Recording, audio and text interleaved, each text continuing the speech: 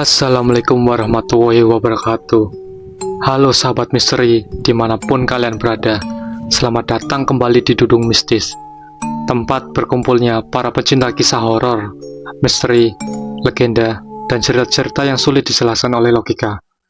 Terima kasih karena sudah meluangkan waktu untuk hadir di channel ini.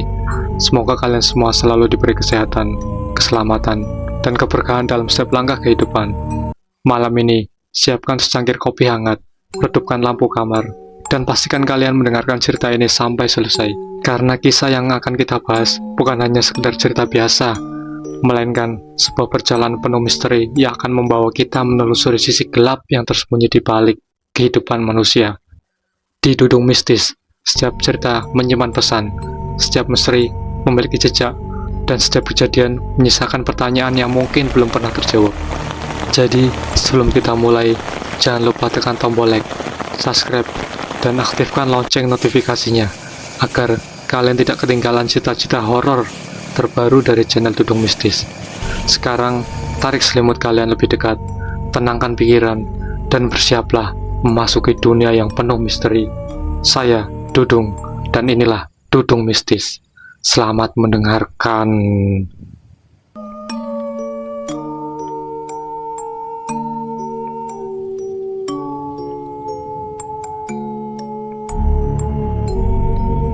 Langit pagi di kota Pontianak tampak mendung ketika Rizal berdiri di depan kantor dinas pendidikan sambil menggenggam sebuah amplop coklat. Matanya masih terpaku pada surat keputusan yang baru saja diterimanya beberapa menit lalu.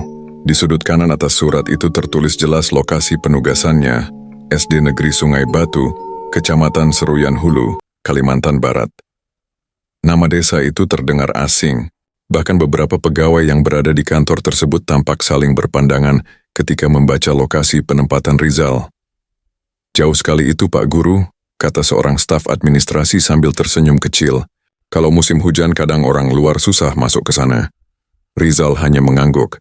Sejak kecil ia memang bercita-cita menjadi guru. Baginya pendidikan adalah cara paling sederhana untuk mengubah kehidupan seseorang. Karena itulah setelah lulus dari universitas dan menyelesaikan pendidikan profesinya, ia tidak pernah memilih-milih tempat mengajar. Baginya, selama masih ada anak-anak yang membutuhkan pendidikan, disitulah ia akan pergi. Meski demikian, ada sedikit rasa gugup yang mulai tumbuh di dalam hatinya. Sepanjang perjalanan pulang menuju rumah kontrakannya, ia mencoba mencari informasi mengenai desa tersebut melalui internet. Namun hasil yang muncul sangat sedikit. Hanya ada beberapa foto lama yang memperlihatkan rumah-rumah kayu di tepi sungai dan hamparan hutan, hijau yang seolah tak berujung. Tidak ada jalan raya, tidak. Ada jaringan telepon yang stabil, tidak. Ada fasilitas modern desa itu seolah terpisah dari dunia luar. Malam harinya, Rizal menghubungi ibunya di Jawa. Apa tidak bisa minta pindah tempat tugas? Tanya sang ibu dengan nada khawatir. Rizal tersenyum. Kalau semua guru minta tempat yang dekat kota, siapa yang mau mengajar anak-anak di sana, Bu? Ibunya terdiam beberapa saat. Jaga diri baik-baik. Iya, Bu. Meski terdengar tenang, sebenarnya Rizal juga menyimpan kegelisahan yang sama. Namun ia tidak ingin rasa takut mengalahkan cita-citanya. 3 hari kemudian, perjalanan panjang itu dimulai. Dari Pontianak, Rizal menaiki bus tua yang menuju sebuah kota kecil di pedalaman. Perjalanan berlangsung hampir 12 jam, melewati jalan berkelok dan perkebunan yang membentang sejauh mata memandang. Semakin jauh dari kota, sinyal telepon mulai menghilang. Bangunan-bangunan modern perlahan tergantikan oleh rumah-rumah kayu sederhana. Menjelang sore, bus akhirnya berhenti di sebuah terminal kecil yang bahkan lebih mirip pasar desa. Dari sana, perjalanan harus dilanjutkan. Menggunakan perahu motor sungai yang dilewati, tampak lebar dan berwarna kecoklatan. Di kanan kiri sungai berdiri pohon-pohon besar yang menjulang, tinggi hingga menutupi sebagian cahaya matahari. Mesin, perahu meraung sepanjang perjalanan. Sesekali, Rizal melihat burung enggang melintas di atas pepohonan. Pemandangan itu begitu indah sekaligus membuatnya merasa kecil di hadapan alam yang begitu luas. Salah seorang penumpang yang duduk di sampingnya tiba-tiba membuka percakapan. Mau kemana, Pak Guru? Rizal sedikit terkejut. Bapak tahu saya guru? Pria itu tertawa kecil. Tas dan map yang Bapak bawa sudah cukup menjelaskan. Rizal ikut tersenyum. Saya ditugaskan ke desa Sungai Batu. Senyuman pria itu perlahan memudar. Sungai Batu? Iya, pria itu menghela napas panjang. Jarang ada orang baru yang mau ke sana. Memangnya kenapa? Pria itu menatap hutan di kejauhan, tempatnya jauh. Hanya itu, pria tersebut tidak langsung menjawab. Setelah beberapa saat ia hanya berkata pelan, hutan di sekitar sana berbeda. Rizal mengernyit. Maksudnya, namun pria itu tidak melanjutkan penjelasannya. Sepanjang sisa perjalanan, ia memilih diam. Matahari mulai tenggelam ketika perahu merapat di sebuah dermaga kayu kecil. Inilah titik terakhir yang bisa dicapai kendaraan air. Selanjutnya, perjalanan harus dilakukan dengan berjalan kaki. Rizal memutuskan bermalam di kampung, kecil yang berada tak jauh dari dermaga. Kampung itu terdiri dari belasan rumah panggung yang berdiri di tepi sungai. Lampu-lampu minyak mulai menyala ketika malam tiba. Suasana terasa tenang, namun ada sesuatu yang sulit dijelaskan. Penduduk kampung terlihat ramah, tetapi beberapa di antara mereka tampak terkejut saat mengetahui tujuan. Rizal seolah-olah ia sedang menuju tempat yang tidak seharusnya didatangi. Saat sedang menikmati kopi hangat di beranda rumah warga tempatnya menginap, seorang lelaki tua menghampirinya. Usianya mungkin sekitar 70 tahun. Rambutnya sudah memutih seluruhnya. Tatapannya tajam meski wajahnya tampak ramah. Warga sekitar memanggilnya Apai Jantan, seorang tetua adat yang sangat dihormati. Kau guru yang mau ke Sungai Batu? Tanyanya. Iya, Pak. Orang tua itu duduk perlahan. Untuk beberapa saat ia hanya memandangi Rizal tanpa berkata apa-apa. Lalu ia bertanya, kau percaya hal-hal yang tidak bisa dijelaskan? Rizal tersenyum tipis. Saya lebih percaya pada logika. Tetua adat itu mengangguk pelan. Jawaban yang biasa diberikan orang kota. Rizal tidak merasa tersinggung. Sebaliknya, ia justru penasaran. Mengapa Bapak bertanya begitu? Lelaki tua itu menatap kegelapan di luar rumah. Hutan yang akan kau lewati bukan sekadar kumpulan pohon. Rizal mulai mendengarkan dengan serius. Hutan itu sudah ada jauh sebelum desa-desa berdiri. Dan ada penghuni yang tidak terlihat. Angin malam berhembus pelan, suasana mendadak terasa dingin. Tapi saya hanya lewat saja. Pak, tetua adat tersenyum samar. Semua orang yang tersesat di sana awalnya juga berkata begitu. Rizal terdiam. Untuk pertama kalinya, ia merasakan sesuatu yang aneh dari percakapan. Itu, tetua adat kemudian melanjutkan, besok kau akan berjalan sendirian. Ya, dengarkan, baik-baik. Nada suaranya berubah serius. Jangan pernah mengikuti suara yang memanggil namamu dari dalam hutan. Rizal mengernyit. Kalau ada orang meminta tolong, jangan. Kalau ada yang tersesat, jangan gue. Tapi tetua itu memotong, jangan. Menoleh jika kau mendengar seseorang memanggil namamu dari arah yang tidak terlihat. Rizal mulai merasa cerita itu berlebihan, namun ia tetap menghormati lelaki tua tersebut. Baik, Pak. Lelaki tua itu menatap matanya dalam-dalam. Janji? Ya. Karena jika kau menjawab panggilan itu, ia berhenti sejenak. Mungkin kau tidak akan pernah menemukan jalan pulang. Malam itu, Rizal sulit tidur, entah karena perjalanan panjang atau karena ucapan tetua adat yang terus terngiang di kepalanya. Setiap kali memejamkan mata, ia membayangkan hutan lebat yang akan dilewatinya esok hari. Sesekali suara binatang malam terdengar dari kejauhan. Suara itu membuat suasana terasa semakin asing. Menjelang tengah malam, hujan turun sebentar lalu berhenti. Kabut tipis mulai muncul di atas sungai. Dari jendela kamar, Rizal memandang kegelapan yang menyelimuti kampung. Tak ada lampu listrik. Tak ada suara kendaraan. Hanya kesunyian yang terasa begitu pekat. Untuk sesaat, dia merasa seperti berada di dunia lain. Keesokan paginya, perjalanan terakhir dimulai. Beberapa warga mengantarnya sampai ujung kampung. Sebuah jalur setapak tampak membelah, hutan yang hijau dan rapat. Di sanalah ia harus berjalan selama beberapa jam sebelum mencapai desa Sungai Batu. Tetua adat kembali menghampirinya. Masih ingat pesanku? Rizal mengangguk. Jangan mengikuti suara yang memanggil nama saya. Tetua itu tersenyum tipis. Bagus. Rizal lalu memanggul ranselnya. Ia melangkah memasuki jalur hutan. Semakin jauh berjalan, suara kampung mulai menghilang. Digantikan oleh suara dedaunan yang bergesekan dan kicauan burung yang saling bersautan. Pohon-pohon raksasa berdiri di kanan kiri, jalur batangnya begitu besar hingga beberapa orang dewasa mungkin tidak akan mampu memeluknya. Udara, terasa lembab, aroma tanah basah memenuhi udara. Awalnya, perjalanan terasa menyenangkan. Rizal bahkan beberapa kali berhenti untuk mengagumi keindahan hutan Kalimantan yang selama ini hanya ia lihat melalui foto. Namun tanpa ia sadari, suasana mulai berubah. Perlahan, sangat perlahan, burung-burung yang sejak tadi berkicau tiba-tiba menghilang. Hutan mendadak menjadi sunyi, tidak ada suara apa pun, tidak ada desain angin, tidak ada suara serangga. Seolah seluruh kehidupan di sekitarnya berhenti secara bersamaan. Rizal menghentikan langkah, perasaannya mendadak tidak nyaman. Ia menoleh ke belakang. Jalur yang baru saja dilaluinya tampak kosong, tak ada siapa-siapa, hanya pepohonan yang berdiri, diam dalam kesunyian yang aneh. Lalu entah mengapa, bulu kuduknya perlahan berdiri. Perasaan itu muncul begitu saja, perasaan bahwa ada sesuatu yang sedang memperhatikannya dari balik rimbunnya pepohonan. Sesuatu yang bersembunyi, mengawasi, menunggu. Rizal menelan ludah, kemudian mempercepat langkahnya tanpa menyadari bahwa sejak saat itulah perjalanan menuju desa Sungai Batu mulai berubah menjadi mimpi buruk yang tidak akan pernah ia lupakan seumur hidupnya. Langkah Rizal semakin cepat menembus jalur setapak yang membelah hutan pedalaman Kalimantan Barat. Perasaan tidak nyaman yang muncul beberapa menit sebelumnya belum juga hilang. Kesunyian yang menyelimuti hutan terasa tidak wajar. Padahal sebelumnya, suara burung, serangga, dan gesekan ranting masih terdengar jelas. Kini tidak ada apa-apa. Seolah seluruh isi hutan sedang menahan napas, Rizal mencoba menenangkan pikirannya. Mungkin karena aku terlalu memikirkan omongan tetua adat itu, gumamnya. Ia melirik jam tangan. Pukul 11 siang. Menurut petunjuk warga, seharusnya ia sudah menempuh hampir setengah perjalanan menuju desa Sungai Batu. Namun entah mengapa, jalur yang dilaluinya mulai terasa asing.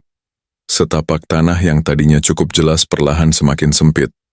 Beberapa bagian bahkan tertutup akar pohon dan semak belukar. Meski begitu, Rizal tetap melanjutkan perjalanan.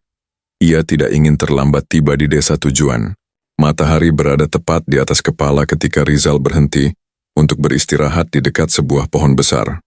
Batangnya sangat besar hingga membutuhkan 5 atau 6 orang dewasa untuk memeluknya. Akar-akarnya menjulur ke segala arah seperti ular raksasa. Rizal membuka botol minumnya. Saat itulah ia merasa ada sesuatu yang aneh. Di permukaan tanah yang lembab, tampak bekas jejak kaki manusia. Jejak itu masih terlihat baru, seolah seseorang baru saja melewati tempat tersebut beberapa menit sebelumnya. Rizal sedikit lega, artinya mungkin ada penduduk desa yang melintas. Namun saat memperhatikan lebih dekat, rasa lega itu perlahan berubah menjadi kebingungan. Jejak kaki tersebut hanya mengarah ke depan, tidak ada jejak lain.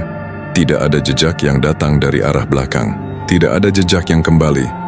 Hanya satu jalur jejak yang muncul begitu saja di tengah hutan. Seakan pemiliknya turun dari langit. Rizal menggelengkan kepala. Mungkin aku salah lihat. Ia segera berdiri dan melanjutkan perjalanan. Namun jauh di dalam hatinya, kegelisahan mulai tumbuh. 1 jam berlalu. Kemudian 2 jam. Namun desa Sungai Batu belum juga terlihat. Sebaliknya, hutan justru semakin rapat. Pepohonan menjulang tinggi hingga menutupi sebagian besar cahaya matahari. Udara menjadi lebih dingin. Kabut tipis mulai muncul di antara batang-batang pohon. Rizal menghentikan langkah. Ia membuka peta sederhana yang diberikan warga kampung. Menurut petunjuk tersebut, jalur menuju desa seharusnya cukup lurus. Tetapi kenyataannya ia mulai merasa berputar-putar. Beberapa pohon terlihat sangat familiar, seolah ia pernah melewatinya sebelumnya. Tidak mungkin. Ia mencoba mengabaikan perasaan itu. Namun beberapa menit kemudian, ia melihat kembali pohon besar yang akarnya menyerupai ular raksasa. Pohon yang tadi ia gunakan untuk beristirahat. Rizal membeku, dadanya mendadak sesak. Aku, kembali ke sini. Ia menoleh ke segala arah, semua tampak sama. Pohon, semak, kabut, kesunyian. Tidak ada tanda-tanda desa, tidak ada tanda-tanda manusia. Hanya hutan yang seolah tidak berujung. Rizal mulai berjalan lebih cepat. Ia mencoba memilih arah berbeda. Sesekali ia menandai batang pohon menggunakan pisau kecil yang dibawanya. Namun semakin jauh berjalan, perasaannya justru semakin buruk, kabut semakin tebal. Langit mulai menggelap meskipun hari masih sore. Lalu sesuatu terjadi. Dari kejauhan terdengar suara seseorang memanggil. Rizal, langkahnya terhenti. Suara itu sangat pelan, hampir seperti bisikan. Rizal menoleh ke kanan, tidak ada siapa-siapa, mungkin hanya perasaannya. Ia kembali berjalan, namun suara itu terdengar lagi. Kali ini lebih jelas, Rizal. Tubuh Rizal langsung menegang. Suara itu terdengar seperti seorang wanita, lembut, jauh, seolah berasal dari balik pepohonan.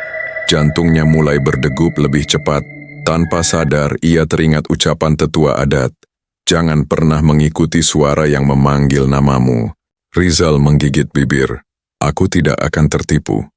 Ia mempercepat langkah, namun beberapa detik kemudian suara itu kembali terdengar. Kali ini dari arah yang berbeda. Rizal, tolong aku. Rizal merasakan bulu kuduknya berdiri. Suara itu terdengar sangat nyata. Seolah benar-benar ada seseorang yang membutuhkan bantuan. Tetapi sesuatu dalam dirinya mengatakan bahwa ada yang tidak beres. Sangat tidak beres. Tanpa menoleh sedikit pun, ia terus berjalan, semakin cepat, semakin jauh, hingga akhirnya suara itu perlahan menghilang. Menjelang sore, kelelahan mulai menghampiri. Kakinya terasa berat. Persediaan air minum semakin berkurang. Yang lebih mengkhawatirkan, ia benar-benar tidak tahu berada di mana. Untuk pertama kalinya sejak memasuki hutan, Rizal mengakui satu hal. Ia tersesat. Panik mulai merayapi pikirannya. Ia mencoba mengingat jalur yang telah dilalui, namun semuanya terasa membingungkan. Kabut yang semakin tebal membuat jarak pandang terbatas. Di tengah kebingungan itu, hidungnya mencium sesuatu, bau anyir, sangat tajam, mirip darah segar. Rizal berhenti. Bau itu datang dari arah depan. Namun ketika ia mencoba mencari sumbernya, bau tersebut tiba-tiba menghilang. Begitu saja, seolah tidak pernah ada. Beberapa menit kemudian, bau itu muncul lagi. Kali ini dari arah belakang. Rizal menoleh cepat, tidak ada apa-apa, hanya pepohonan dan kabut. Jantungnya semakin tidak tenang. Matahari mulai tenggelam, langit berubah jingga kemerahan sebelum perlahan menggelap. Rizal tahu ia tidak mungkin melanjutkan perjalanan dalam kondisi seperti ini. Berjalan di tengah hutan pada malam hari adalah keputusan yang sangat berbahaya. Ia membutuhkan tempat berlindung. Saat itulah matanya menangkap sesuatu di balik kabut. Sebuah bangunan, samar-samar. Di antara pepohonan, Rizal langsung mempercepat langkah. Semakin dekat, bentuk bangunan itu semakin jelas. Sebuah pondok kayu tua, ukurannya kecil.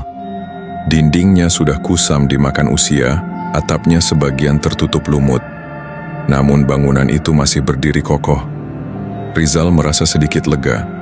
Setidaknya ia memiliki tempat berteduh malam ini. Tetapi ketika mendekati pondok tersebut, langkahnya perlahan melambat. Di depan pondok terdapat sesuatu yang membuatnya merinding. Beberapa wadah anyaman bambu tersusun rapi di atas tanah. Di dalamnya terdapat beras kuning, bunga-bunga layu, potongan daging mentah, dan dupa yang masih menyisakan bekas abu baru. Rizal membeku, sesajen. Banyak sesajen yang lebih mengerikan. Sesajen itu terlihat masih baru, sangat baru. Seolah baru diletakkan pagi tadi. Padahal pondok tersebut tampak seperti bangunan yang telah lama ditinggalkan. Rasa ingin tahu bercampur takut memenuhi pikirannya. Ia mengamati sekeliling. Tidak ada tanda-tanda kehidupan, tidak ada suara manusia, tidak ada jejak penghuni. Akhirnya Rizal memberanikan diri masuk ke dalam pondok. Bagian dalamnya sederhana, hanya terdapat lantai kayu, sebuah meja tua dan beberapa tikar usang. Debu menutupi hampir seluruh ruangan. Namun anehnya, tidak ada sarang laba-laba. Seolah tempat ini masih digunakan secara berkala. Meski merasa tidak nyaman, Rizal memutuskan untuk bermalam di sana. Pilihan lain jauh lebih berbahaya. Di luar, malam mulai turun. Kegelapan perlahan menelan seluruh isi hutan. Sekitar pukul 8 malam, Rizal duduk bersandar di dinding pondok. Senter kecil menjadi satu-satunya sumber cahaya. Ia mencoba memakan bekal yang tersisa. Namun nafsu makannya hampir hilang. Perasaannya tidak tenang. Terlalu banyak keanehan yang terjadi hari ini. Tersesat, suara misterius, jejak kaki aneh. Sesajen baru di pondok tua.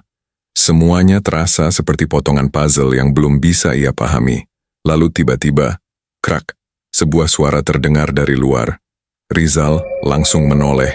Suara ranting patah, jelas sekali. Seperti ada seseorang yang sedang berjalan di sekitar pondok. Ia menahan napas. Mungkin binatang. Mungkin.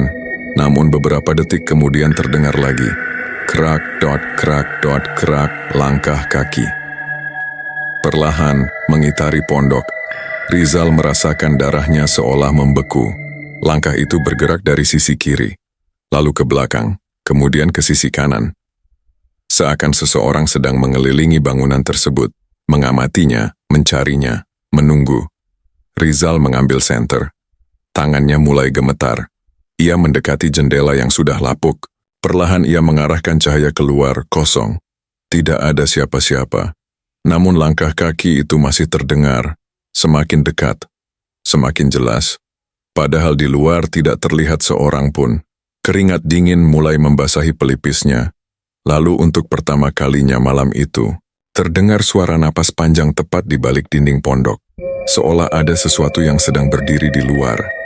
Hanya beberapa sentimeter dari tempatnya berada. Dan sesuatu itu tahu bahwa Rizal ada di dalam.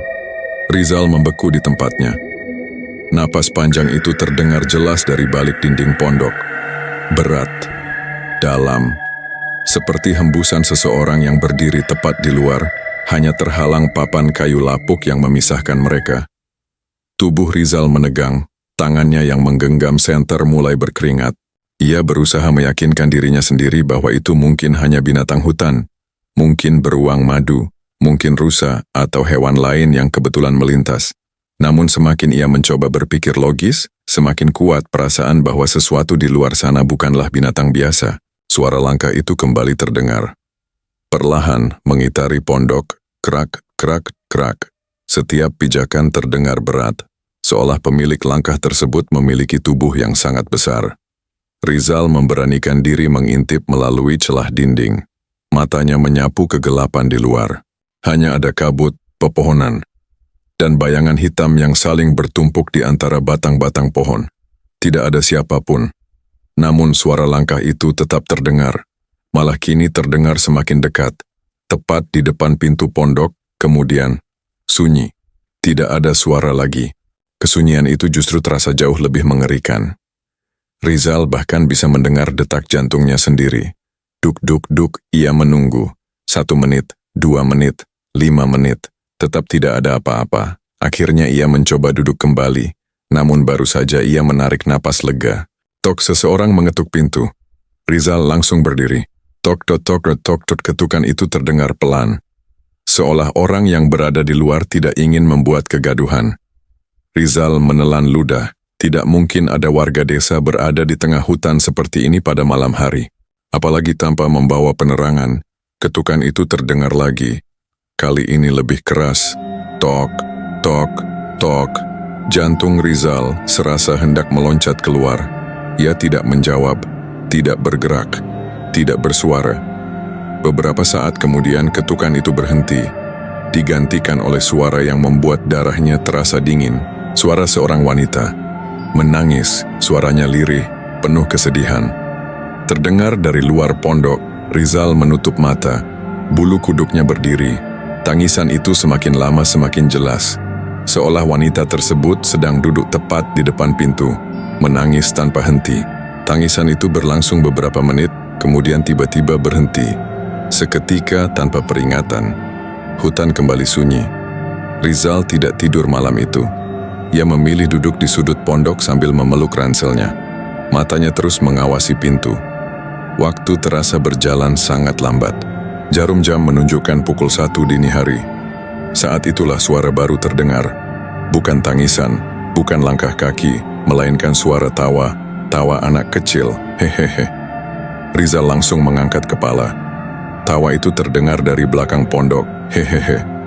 Suara itu berpindah. Kini terdengar dari sisi kanan. Hehehe. Lalu dari atap tepat di atas kepalanya, Rizal menatap langit-langit pondok. Dadanya semakin sesak. Tawa itu terus berpindah-pindah. Kadang dekat, kadang jauh. Kadang terdengar seperti beberapa anak tertawa bersamaan. Kadang hanya satu suara. Namun semuanya memiliki nada yang sama. Nada yang membuat merinding, karena tidak terdengar seperti tawa manusia biasa. Tak lama kemudian, brak, sesuatu menghantam dinding pondok. Rizal tersentak. Brak. Sekali lagi. Kali ini dari sisi lain. Pondok tua itu bergetar pelan. Debu berjatuhan dari langit-langit. Rizal berdiri. Matanya membesar. Brak, brak, brak. Benturan semakin keras. Seolah ada sesuatu yang sedang mencoba masuk. Papan-papan kayu tua mulai berderit. Rizal memegang senter erat-erat. Kakinya terasa lemas. Namun ia tidak punya tempat untuk lari. Tiba-tiba, semua berhenti. Kesunyian kembali memenuhi pondok. Hanya suara napas Rizal yang terdengar. Kemudian muncul suara lain. Krek, krek, krek ke suara langkah kaki. Bukan dari luar, melainkan dari atas atap. Seseorang sedang berjalan di atas pondok. Perlahan langkah demi langkah. Krek, krek, krek. Atap kayu tua itu berderit setiap kali diinjak. Rizal mendongak. Langkah itu bergerak dari ujung atap. Lalu berhenti tepat di atas tempat ia berdiri dan diam, seolah sesuatu sedang menunggu di sana. Mengawasinya dari atas, tubuh Rizal mulai gemetar hebat. Malam terasa tidak akan pernah berakhir. Menjelang pukul 3 dini hari, rasa lelah akhirnya mengalahkan ketakutannya. Kelopak matanya terasa berat. Meski berusaha bertahan, Rizal akhirnya tertidur dalam posisi bersandar di dinding. Namun tidurnya tidak berlangsung tenang. Ia bermimpi. Dalam mimpinya, ia berada di tengah hutan yang sama. Kabut tebal menyelimuti segala arah. Tidak ada suara, tidak ada angin, tidak ada kehidupan. Kemudian dari balik kabut muncul seorang lelaki tua. Tubuhnya kurus, rambutnya putih panjang. Ia mengenakan pakaian adat Dayak yang tampak sangat tua. Tatapannya tajam, namun tidak terlihat jahat. Lelaki itu berdiri beberapa meter di depan Rizal. Kau bukan milik tempat ini. Suaranya berat. Rizal mencoba mendekat. Siapa Anda? Lelaki itu tidak menjawab. Sebaliknya, ia menunjuk ke arah belakang Rizal. Jangan biarkan mereka mengetahui jalan pulangmu. Rizal menoleh. Namun yang dilihatnya membuat tubuhnya membeku. Di balik kabut berdiri puluhan sosok hitam. Tinggi kurus, diam. Tidak bergerak, mereka hanya berdiri memandangi dirinya. Jumlahnya sangat banyak. Puluhan. Mungkin ratusan. Mata mereka tampak merah menyala di tengah kegelapan. Rizal mundur perlahan, jantungnya berdegup kencang. Siapa mereka? Tanyanya. Lelaki tua itu menatap sosok-sosok tersebut. Warga yang tidak pernah pulang. Kabut mendadak bergerak. Sosok-sosok hitam itu mulai melangkah mendekat, satu demi satu. Semakin dekat, semakin jelas. Dan tepat saat salah satu dari mereka hampir menyentuh Rizal. Ia terbangun. Napasnya terengah-engah. Seluruh tubuhnya basah oleh keringat. Cahaya matahari pagi mulai masuk melalui celah dinding pondok. Untuk beberapa saat Rizal hanya duduk diam. Berusaha menyadari bahwa semua itu hanyalah mimpi. Namun ketika pandangannya mengarah keluar jendela, jantungnya kembali berdegup kencang. Di depan pondok terdapat sesuatu yang tidak ada semalam.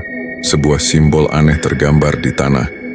Bentuknya menyerupai lingkaran besar dengan beberapa garis melengkung di dalamnya. Tanah di sekitar simbol tampak seperti baru digores menggunakan benda tajam. Rizal keluar perlahan. Ia memperhatikan simbol tersebut.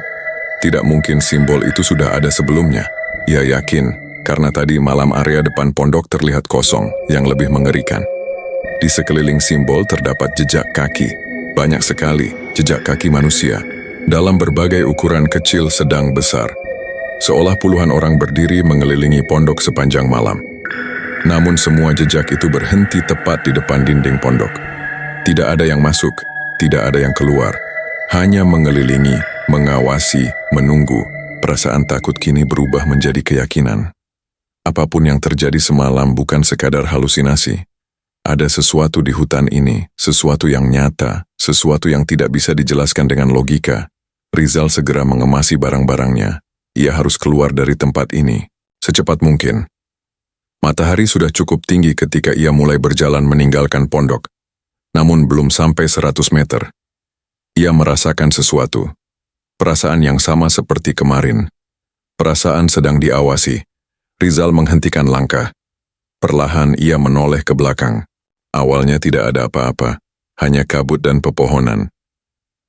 Lalu ia melihatnya. Di antara dua batang pohon besar, berdiri sebuah sosok. Tinggi, sangat tinggi. Tubuhnya hitam pekat, lebih gelap daripada bayangan. Wujudnya menyerupai manusia. Namun lengannya terlalu panjang, kepalanya sedikit menunduk, wajahnya tidak terlihat jelas. Sosok itu diam, tidak bergerak. Hanya berdiri memandang ke arah Rizal. Tubuh Rizal langsung membeku, ia berkedip. Dan dalam sekejap, sosok itu menghilang. Tidak ada suara, tidak ada gerakan, seolah tidak pernah ada. Rizal mundur beberapa langkah, napasnya memburu. Aku harus keluar dari sini. Ia berbalik dan mulai berjalan cepat, namun tanpa ia sadari.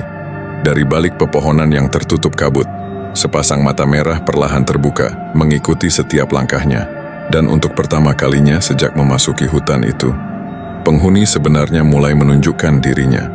Rizal berjalan secepat mungkin meninggalkan pondok tua itu. Jantungnya masih berdegup kencang setelah melihat sosok hitam yang berdiri di antara pepohonan. Meski wujudnya hanya terlihat beberapa detik, bayangan makhluk itu terus menghantui pikirannya. Udara pagi yang seharusnya terasa segar justru terasa dingin menusuk tulang. Kabut masih menggantung di antara batang-batang pohon raksasa. Rizal terus berjalan tanpa berhenti. Ia hanya memiliki satu tujuan, keluar dari hutan. Namun semakin lama berjalan, perasaan aneh kembali muncul. Beberapa pohon tampak familiar. Sebuah batang besar yang terbelah di bagian tengah. Akar menyerupai tangan manusia. Batu besar yang ditumbuhi lumut hijau. Semuanya terasa pernah ia lihat sebelumnya.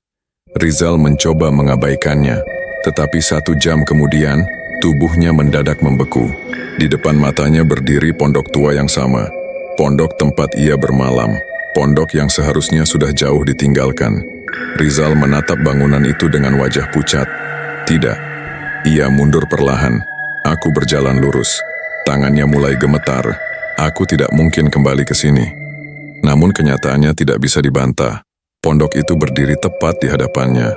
Sesajen di depan bangunan masih ada. Simbol aneh di tanah masih terlihat jelas. Semua sama persis. Rizal merasa tenggorokannya kering. Untuk pertama kalinya ia benar-benar merasakan putus asa. Ia mencoba lagi. Kali ini memilih arah berbeda. Setiap beberapa meter, ia menandai pohon menggunakan pisau. Ia memastikan tidak berjalan melingkar. Awalnya semuanya tampak normal. Namun setelah hampir 2 jam berjalan, sesuatu membuatnya berhenti. Pada batang pohon di depannya terdapat bekas sayatan pisau. Tanda yang ia buat sendiri. Rizal menoleh ke kanan, kemudian ke kiri. Dan sekali lagi, ia melihat pondok tua itu. Dadanya langsung sesak. Aku terjebak. Kakinya terasa lemas. Seolah seluruh tenaga dalam tubuhnya menghilang. Hutan ini seperti tidak mengizinkannya pergi. Apapun arah yang ia pilih, ia selalu kembali ke tempat yang sama. Hari mulai beranjak siang. Rizal duduk di dekat pondok sambil berusaha berpikir jernih. Panik tidak akan membantunya. Namun semakin ia mencoba berpikir logis, semakin banyak hal yang tidak masuk akal. Suara misterius, jejak kaki tanpa pemilik, mimpi aneh, sosok hitam. Dan sekarang ia seperti terjebak dalam lingkaran yang tidak terlihat. Saat itulah ia mendengar suara. Bukan suara gaib, bukan bisikan, melainkan suara langkah kaki manusia. Rizal langsung berdiri.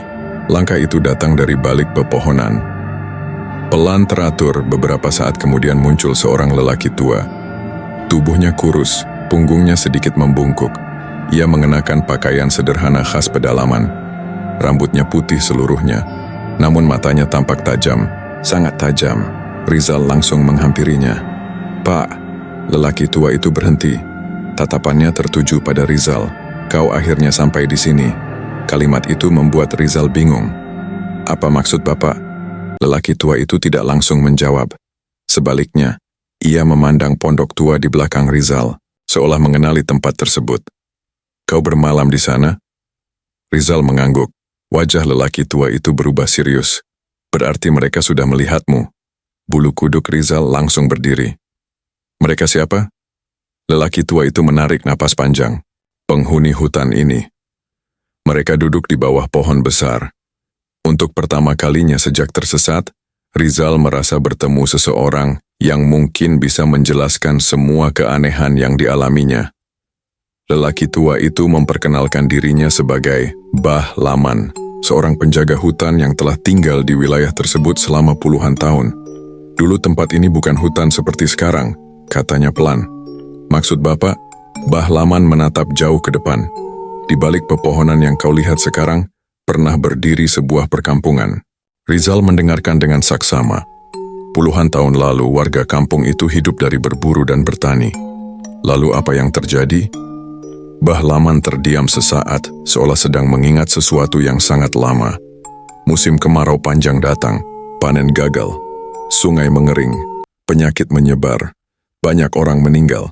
Rizal mengangguk pelan. Dalam keputusasaan, beberapa pemimpin kampung mencari jalan pintas. Jalan pintas? Bah Laman menatapnya. Mereka melakukan ritual terlarang. Angin yang berhembus di sekitar mereka mendadak terasa lebih dingin. Menurut cerita Bah Laman, ritual itu dipimpin oleh seorang dukun sakti yang datang dari wilayah lain. Ia menjanjikan keselamatan, kemakmuran, dan perlindungan bagi seluruh kampung. Namun ada syarat yang harus dipenuhi, tumbal manusia. Pada awalnya warga menolak, namun ketika kematian semakin banyak terjadi, sebagian dari mereka mulai percaya. Mereka memilih korban secara diam-diam. Orang-orang yang dianggap tidak memiliki keluarga kuat, pendatang anak yatim, orang miskin. Mereka menghilang satu persatu dan tidak pernah kembali. Tidak ada yang berani melawan, kata Bah Laman. Karena semua percaya itu demi keselamatan kampung. Rizal merasakan amarah sekaligus ngeri. Lalu, ritual itu berhasil.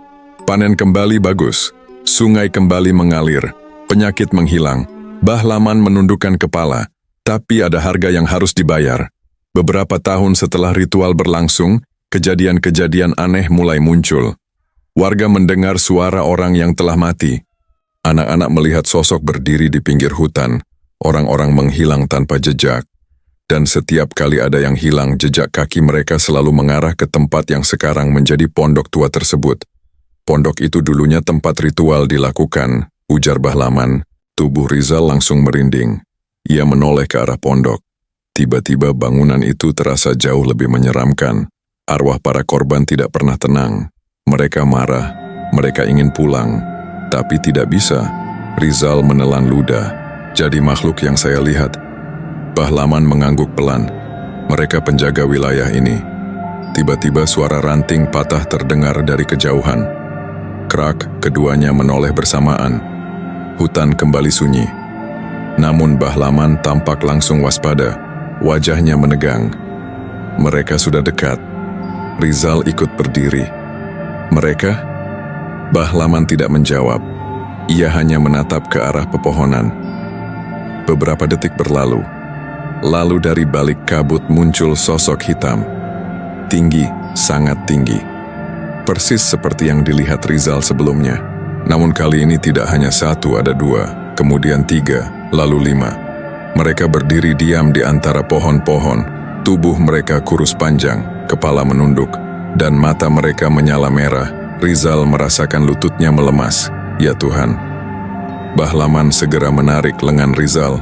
Lari. Mereka berlari menembus hutan. Cabang-cabang pohon menghantam wajah dan tubuh mereka. Napas Rizal mulai terengah-engah. Namun suara langkah di belakang terus terdengar. Tidak cepat, tidak lambat, tetapi selalu mengikuti krak, krak, krak. Seolah para sosok itu tahu bahwa mangsanya tidak akan bisa pergi jauh. Jangan menoleh, teriak Bah Laman Rizal. Menurut, meski rasa penasaran hampir membuatnya melanggar perintah itu. Mereka terus berlari. melewati semak, akar pohon, batu-batu besar. Namun suara langkah itu tidak pernah menjauh, malah semakin dekat. Tiba-tiba Rizal merasakan sesuatu menyentuh bahunya. Dingin. Sangat dingin, seperti tangan yang baru keluar dari air es. Refleks ia menoleh, dan saat itulah jantungnya hampir berhenti. Tepat di belakangnya berdiri sosok hitam itu, hanya berjarak beberapa langkah. Wajahnya kini terlihat lebih jelas, kulitnya hitam gosong, mata merah menyala, mulutnya terbuka lebar hingga hampir mencapai telinga. Senyumnya tidak manusiawi, sama sekali tidak manusiawi. Rizal menjerit, ia berlari lebih cepat, namun sosok itu tetap mengikuti, tanpa suara, tanpa ekspresi. Seperti bayangan kematian yang tidak bisa dihentikan. Di depan mereka tiba-tiba muncul sebuah jurang kecil. Bahlaman melompat lebih dulu. Rizal mengikuti. Namun saat mendarat, kakinya terpeleset. Tubuhnya terguling menuruni lereng, batu dan akar menghantam tubuhnya. Ia baru berhenti setelah menabrak batang pohon besar. Kepalanya berdenyut hebat, pandangannya kabur. Rizal. Suara Bahlaman terdengar samar. Rizal mencoba berdiri, namun saat mengangkat kepala, darahnya langsung terasa dingin. Di sekelilingnya, puluhan sosok hitam berdiri di antara kabut. Diam, tidak bergerak, mengelilinginya dari segala arah. Mata merah mereka menyala dalam kegelapan. Menatap lurus ke arahnya, perlahan satu demi satu. Mereka mulai melangkah mendekat, dan untuk pertama kalinya sejak memasuki hutan itu, Rizal benar-benar yakin bahwa ia mungkin tidak akan pernah keluar hidup-hidup. Kabut tebal menyelimuti seluruh area di sekitar jurang kecil itu. Rizal terduduk lemah di atas tanah yang lembab. Tubuhnya penuh luka akibat terguling menuruni lereng. Napasnya memburu, sementara jantungnya berdetak begitu keras hingga terasa nyeri di dada. Di sekelilingnya berdiri puluhan sosok hitam. Diam, tak bergerak. Mata merah mereka menyala di balik kabut seperti bara api yang mengintip dari kegelapan. 1 langkah, 2 langkah, 3 langkah. Mereka mulai mendekat. Perlahan, namun pasti. Rizal mencoba berdiri, tetapi lututnya terasa lemas. Untuk pertama kalinya sejak tersesat di hutan itu, ia benar-benar merasa bahwa ajalnya sudah dekat. Rizal, suara Bahlaman terdengar dari kejauhan. Namun sosok tua itu tidak bisa mendekat.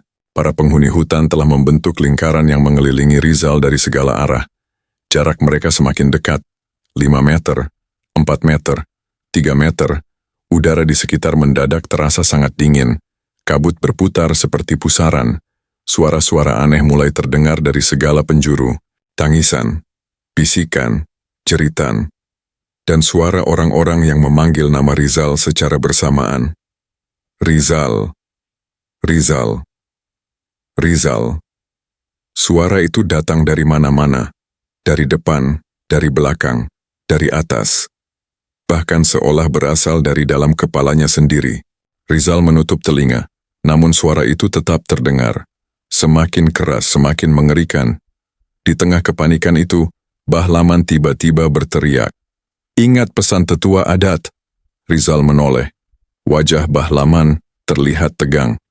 "Jangan dengarkan suara mereka. Jangan ikuti mereka. Fokus pada jalan pulangmu." Kalimat itu mengingatkan Rizal pada pertemuannya dengan Apai Jantan sebelum memasuki hutan. Jangan pernah mengikuti suara yang memanggil namamu. Saat itulah Rizal menyadari sesuatu. Sejak awal, penghuni hutan itu tidak benar-benar ingin membunuhnya. Mereka ingin membuatnya tersesat, membuatnya menyerah, membuatnya lupa jalan pulang. Seperti para korban yang hilang puluhan tahun lalu. Tiba-tiba angin kencang berembus. Kabut berputar semakin cepat. Salah satu sosok hitam kini berdiri tepat di depan Rizal. Jaraknya kurang dari 1 meter. Wajahnya terlihat jelas, kulit gosong, mata merah menyala, mulut menganga lebar. Namun ketika Rizal menatap lebih lama, ia melihat sesuatu yang mengejutkan. Di balik wajah menyeramkan itu tersimpan kesedihan yang luar biasa. Kesedihan yang begitu dalam. Seolah makhluk itu telah menderita selama puluhan tahun. Kemudian sosok itu mengangkat tangannya, perlahan, menunjuk ke arah tertentu di balik kabut, lalu menghilang. Begitu saja, Rizal terdiam. Sosok lainnya ikut berhenti bergerak. Mereka tidak lagi tampak seperti pemburu, melainkan seperti orang-orang yang sedang menunggu sesuatu atau seseorang. Saat itulah Rizal teringat cerita Bahlaman tentang korban-korban ritual yang dijadikan tumbal, tentang orang-orang yang tidak pernah pulang, tentang arwah yang terjebak di hutan. Mungkin selama ini mereka bukan sekadar makhluk jahat, mungkin mereka adalah korban. Korban yang selama puluhan tahun tidak pernah mendapatkan keadilan. Rizal perlahan berdiri, meski tubuhnya gemetar, meski rasa takut masih menguasainya. Ia memberanikan diri berbicara. Aku tidak tahu bagaimana cara menolong kalian. Kabut di sekelilingnya bergetar pelan, tapi aku berjanji. Suaranya bergetar. Aku akan menceritakan kebenaran tentang apa yang terjadi di tempat ini. Untuk beberapa detik tidak terjadi apa-apa. Kemudian sesuatu yang luar biasa terjadi. Mata merah para sosok itu perlahan meredup. Tangisan dan bisikan yang memenuhi hutan mulai menghilang. Udara dingin berangsur-angsur berubah hangat. Dan untuk pertama kalinya sejak tersesat, Rizal merasakan kedamaian. Kabut di depan mereka perlahan terbelah, membentuk sebuah jalur sempit. Jalur yang sebelumnya tidak pernah terlihat. Bahlaman langsung menatap Rizal. Itu jalan keluarnya. Rizal mengangguk. Namun ketika ia menoleh ke arah para sosok hitam, mereka sudah mulai menghilang satu persatu. Larut bersama kabut, seolah keberadaan mereka perlahan memudar. Beberapa sosok masih berdiri diam, memperhatikan Rizal, lalu menghilang, sampai akhirnya hanya tersisa kesunyian. Hutan kembali menjadi hutan. Perjalanan keluar dari wilayah terlarang itu tidak mudah. Meski jalur sudah terbuka, gangguan masih muncul sepanjang perjalanan. Beberapa kali Rizal mendengar suara namanya dipanggil. Kadang suara ibunya, kadang suara teman-temannya, kadang suara anak kecil yang menangis meminta tolong. Namun kali ini ia tidak menoleh. Ia terus berjalan, fokus ke depan, mengikuti jalur yang terbuka di antara pepohonan. Bahlaman berjalan di sampingnya, sampai menjelang senja. Mereka akhirnya melihat sesuatu yang sudah lama tidak dilihat Rizal. Sungai yang sama dengan yang dilaluinya sebelum memasuki hutan. Airnya mengalir tenang. Pantulan cahaya matahari sore berkilauan di permukaannya. Rizal hampir tidak percaya. Ia berhasil keluar. Namun saat menoleh ke belakang untuk berterima kasih kepada Bahlaman, tubuhnya langsung membeku. Tidak ada siapa-siapa. Bahlaman menghilang, padahal beberapa detik sebelumnya masih berjalan di sampingnya. Rizal memanggil. Bah, tidak ada jawaban. Bahlaman. Hanya suara angin yang terdengar. Rizal berdiri terpaku. Kemudian perlahan ia menyadari sesuatu. Sepanjang perjalanan tadi, ia tidak pernah melihat jejak kaki Bahlaman. Tidak sekalipun. Pikiran itu membuat bulu kuduknya berdiri. Siapakah sebenarnya Bahlaman? Manusia atau sesuatu yang lain? Ia tidak pernah mendapatkan jawabannya. Menjelang malam, Rizal berhasil mencapai kampung terakhir tempat ia pernah bermalam. Kedatangannya langsung mengejutkan warga. Mereka mengira Rizal telah hilang, karena menurut perhitungan mereka, Rizal telah berada di hutan selama hampir 4 hari. Padahal menurut Rizal, ia merasa baru tersesat sekitar 2 hari. Perbedaan waktu itu membuat semua orang bingung. Apai jantan segera datang menemuinya. Tetua adat itu hanya menatap Rizal dalam diam. Lama sekali, seolah mengetahui apa yang telah dialaminya. Kau berhasil kembali. Rizal mengangguk pelan. Tetua itu menghela napas panjang. Jarang ada yang seberuntung itu. Beberapa minggu kemudian Rizal memutuskan untuk tidak melanjutkan perjalanan ke desa Sungai Batu. Sebaliknya, ia melaporkan berbagai kejanggalan yang dialaminya kepada pihak berwenang dan tokoh masyarakat setempat. Bersama beberapa tetua adat, mereka mulai menggali kembali sejarah lama yang selama ini disembunyikan. Sedikit demi sedikit, kisah mengenai ritual terlarang dan hilangnya puluhan penduduk akhirnya terungkap. Meski banyak bagian yang tidak pernah bisa dibuktikan secara resmi, masyarakat setempat percaya bahwa kutukan hutan itu perlahan mulai berakhir. Namun bagi Rizal, pengalaman itu tidak pernah benar-benar selesai. Beberapa bulan kemudian, kehidupan Rizal mulai kembali normal. Ia mengajar di sekolah lain, berusaha melupakan kejadian mengerikan di Kalimantan Barat. Tetapi suatu malam, saat sedang merapikan barang-barangnya, ia menemukan sesuatu yang membuat darahnya membeku. Di dasar ranselnya terdapat sebuah benda kecil yang belum pernah ia lihat sebelumnya. Sebuah gelang tua dari anyaman rotan, berwarna hitam kusam. Terdapat simbol yang sangat familiar di bagian tengahnya. Simbol yang sama dengan yang pernah ia lihat di depan pondok tua di tengah hutan. Tangan Rizal mulai gemetar. Ia yakin 100%. Gelang itu bukan miliknya. Ia tidak pernah mengambil apapun dari hutan. Tidak pernah. Dengan napas memburu, ia membalik gelang tersebut.